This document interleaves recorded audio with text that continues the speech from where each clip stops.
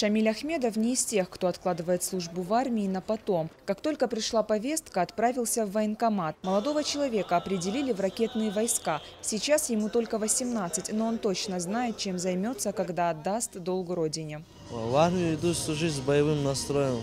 Переживаний никаких нет. Радость наоборот. Радость? Да. А то, что служить буду родине. Привлекает МЧС. Я хочу военный билет, и как получится в МЧС с военным билетом на работу. Дальше спасать людей уже, как можно сказать. 40 призывников отправились сегодня в различные регионы России, от Калининграда до Владивостока. Так называемый процент годности у североостинских призывников один из самых высоких по стране, говорит военный комиссар республики Андрей Попов.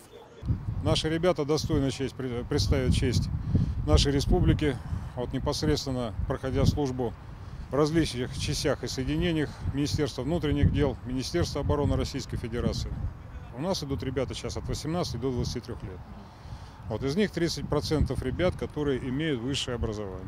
Торжественная отправка призывников первая в этом году. Ее приурочили к 70-летию Победы. Будущие воины возложили цветы к стеле «Город воинской славы». Напутствовали ребят представители военных ведомств республики, администрации города, комитета солдатских матерей, общественники. От лица призывников ко всем присутствующим обратился один из молодых людей. Он пообещал достойно пройти все испытания предстоящей службы и с честью нести славу воинов-фронтовиков. Анжела Засохова, Олег Рамонов, Осетия ТВ.